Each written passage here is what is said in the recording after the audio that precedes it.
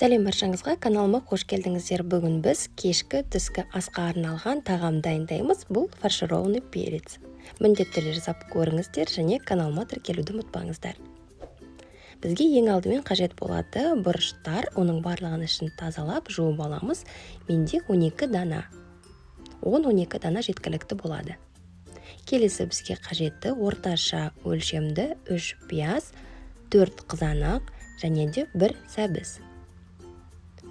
Және де 1 шай қасық тұз, жарты шай қасық қара бұрыш. Менде сиыр еті 500 грамм. 150 грамм күріш жуып тазаланып алды. Алдымен бізде қазір қажетті бұрыштың ішіне салатын ингредиенттер. Ол үшін біз 1,5 пиязды ұсақтап, 4 бұрыштап тураймын. Міндетті түрде ұсақтап, және де 2 қызанақты үлкен теркадан өткіземін. Қалған 2 қызанақ зажаркаға қалады.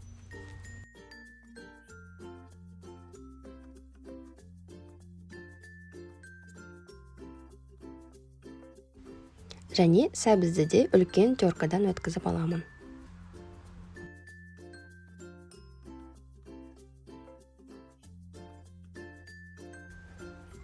Қалған 2 қызанақты 4 бұрыштап кішкентай тураймын.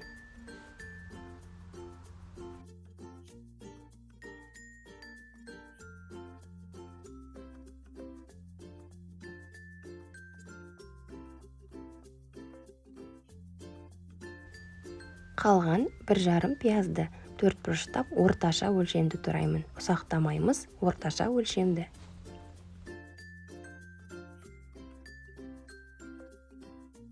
Табамызды қыздырамыз және оған 2-3 қасықтай үлкен қасықпен сұйық май құясыз.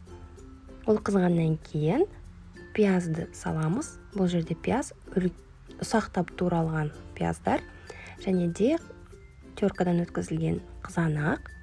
Бұл жерде барлығын пісіріп алу мақсаты емес, барлығы жақсы бір-бірімен дәмдері араласу қажет.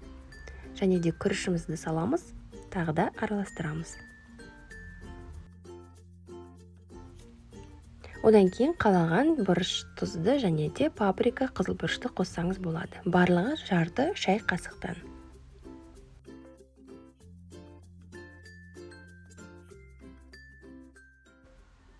Кішкентай ғана 1 қасықтай су қосамыз, тағы да бір араластырып аламыз. Келесі біз фарш сиыр етін саламыз. Сиыр еті қоңырқы түске келгенше тағы да бір араластырып аламыз.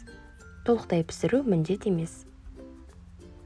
Келесі осы дайын заттарымыздың барлығын бұрыштың ішіне саламыз.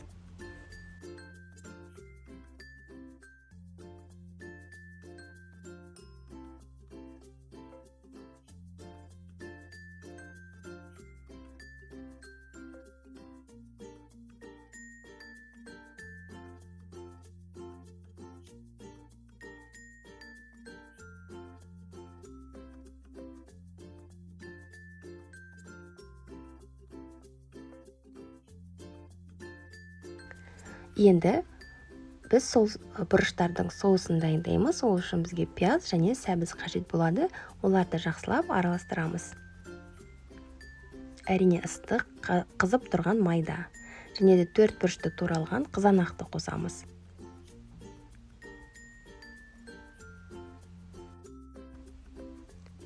Томат пастасы және де қара бұрыш, қызыл бұрыш тұз.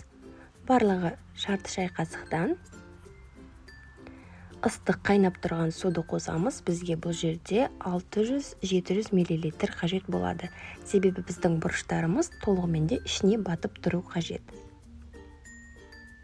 Барлығы жақсылап қайнап алғаннан кейін осындай тереңірек ыдысқа бұрыштарды саламыз және оған соусты құямыз.